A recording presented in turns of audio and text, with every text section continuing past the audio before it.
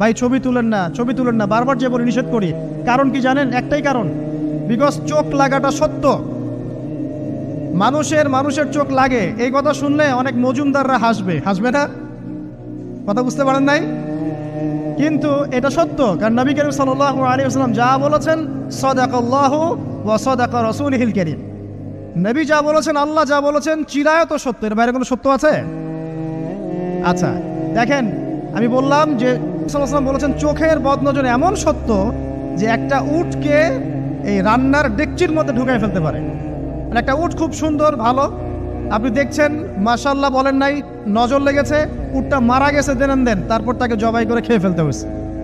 একজন সাহাবী গোসল করছিলেন, গোসল, এটা হাদিস সহিহ, এই আলেম ওলামা যারা আছেন তারা জানেন যে এই হাদিস সহিহ।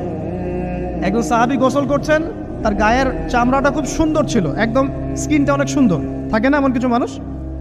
আচ্ছা, এখন আরেকজন সাহাবী এই গোসল দেখছেন দূর থেকে, দেখে বলছেন যে কি চমৎকার তার শরীরের রংটা, যেন কুমারী নারীর মতো, অনেকটা এমন একটা কথা তিনি বলেছিলেন। সাথে সাথে এই সাহাবী অজ্ঞান হয়ে পড়ে গেছে। কোন সাহাবী?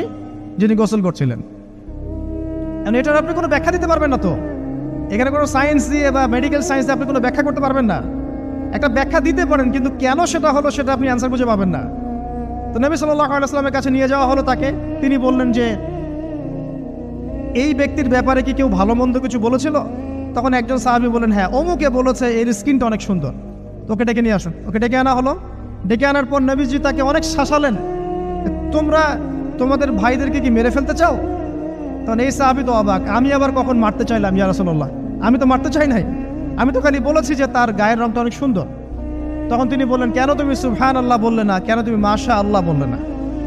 যখন মাশাআল্লাহ বলবেন, সুবহানাল্লাহ বলবেন, নজরটা লাগবে না। আর যখন আপনি মাশাআল্লাহ বলবেন না, সুবহানাল্লাহ বলবেন না, দেখবেন নজর লেগে গেছে। আপনি বিশ্বাস করেন ব্যবসা খুব ভালো চলছে, মানুষ বললো যে বাহ, তোর তো ব্যবসা হেভি, লালে লাল শাহজালাল, ঠিক আছে, দেখবেন আপনার কেনা বেচা বন্ধ হয়ে গেছে। এরকম হবে, আমার কথাটা বিশ্বাস করেন।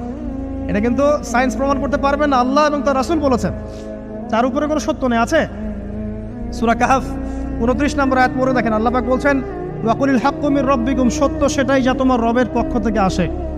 ফামান শাআ ফালইউমিন, যার ইচ্ছা